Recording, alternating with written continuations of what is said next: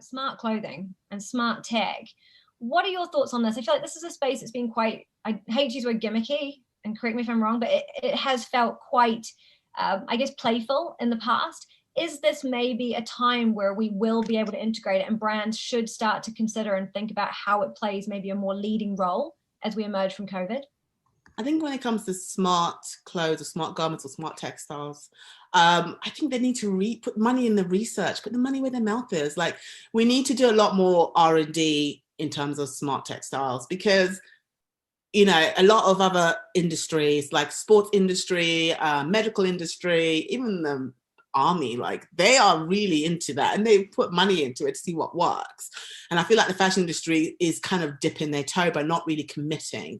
But the good side, good side is that we have seen a lot of collaborations happening. If you look at Bold Threads and Stella McCartney, if you look at Pirates, which is like a young Spanish startup, they collaborated with Philip Lim. You look at Orange Fiber and Salvatore Ferragamo. So there is movement there happening. It's just that I feel like it does come across a little gimmicky. People are not willing to be in it for the long run. Very much across the fashion and technology side. I know there's a lot of innovation that you've seen there. I mean, what are your thoughts on this? I think that the retail industry overall needed a kick up the backside, and they got it. They got it in spadefuls, and they needed that. I think that when it gets to a point of no return, that some people are willing to change. And what's exciting me is that there's a conversation taking place at last. Mm-hmm. They weren't willing before because they had the choice. They felt like they had the choice. They didn't have to adopt technology if they didn't want to. But now they're realizing that in order to keep up with the Joneses, they have to adopt technology. What that technology is really up to what they need and who their consumer is. But I do feel like a lot of retailers are now open to that conversation. And I think for some of them, it might be already too late. And as we've seen with a lot of, brands and stores that are kind of like struggling at the moment, had they, invested a bit more digitally, I don't think the suffering would have been to the level that it is right now. They relied a lot more on their brick and mortar store, which was the problem. And they needed to kind of have both running alongside each other very strongly, and they weren't.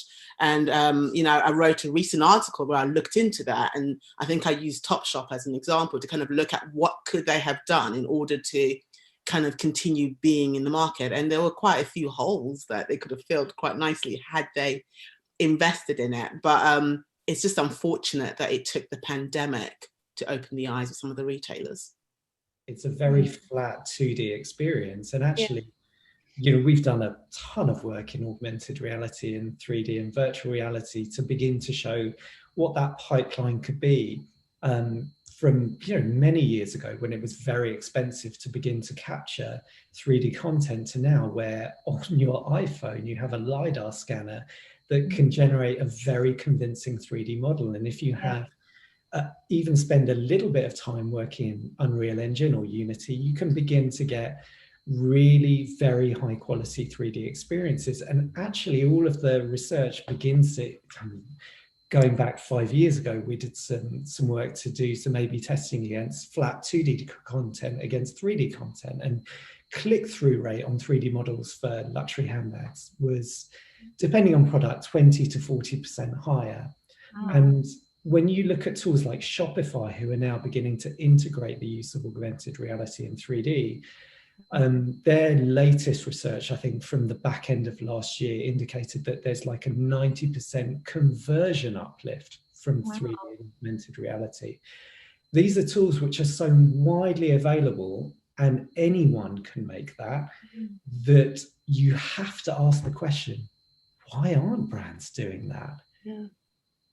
It's an absolute no-brainer. Introduce 3D, introduce augmented reality, have more immersive e-com experiences. Have a look, anyone who's watching should have a look at the project that we ran with Pangaea and a startup called AnamXR to create kind of a much more immersive e-com experience. And it puts you into that world. Kind of, we're talking to each other through that screen. Yeah. Actually, we need to remove this and step into that experience.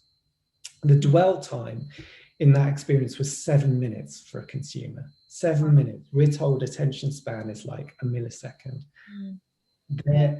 there is a lot that you can do at a very affordable rate to completely transform consumer experience. I think it is, Matthew, and I did a deep dive into this, looking at how Europe is adopting technology in retail versus Asia. And as you all probably know, Asia is way ahead. We're like in the Stone Age right now when it comes to technology in retail.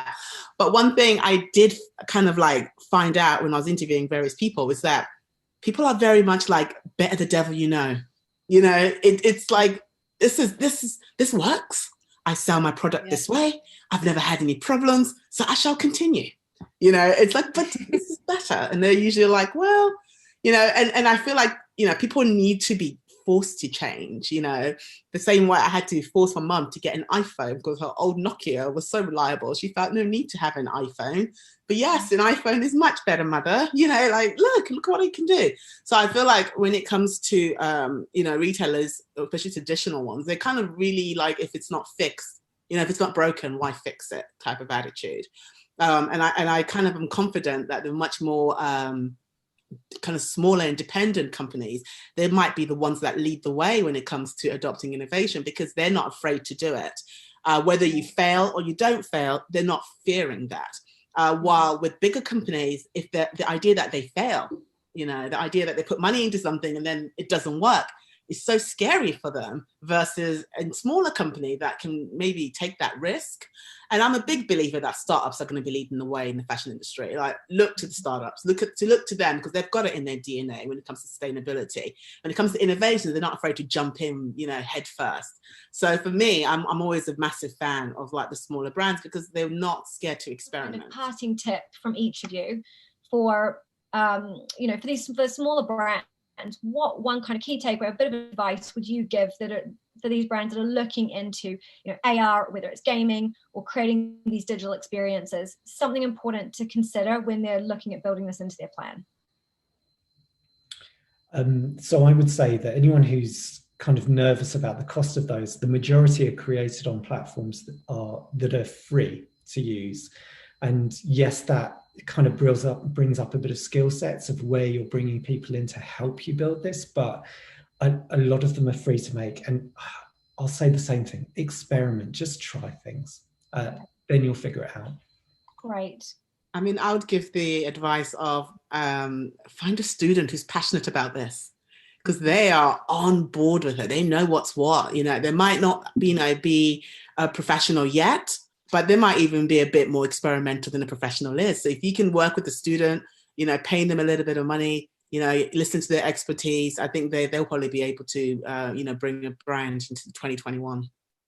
Yeah, I agree. I haven't got any advice on gaming. This is not my aisle. I'm not an expert on it. So, but what I would say, if you were looking at some technology that you should try to get into as an independent brand retailer, I'm very big on this idea of video selling, and I think you should look at that. And not only is it, you know, a great experience, it also makes a hero of your people. And to Matthew's point, in all of this, we should not forget that your greatest asset will be the people in your shop, in a retail environment, not obviously online. And you should make the most of them, and that will help you do that. Gaming, don't know, but give it a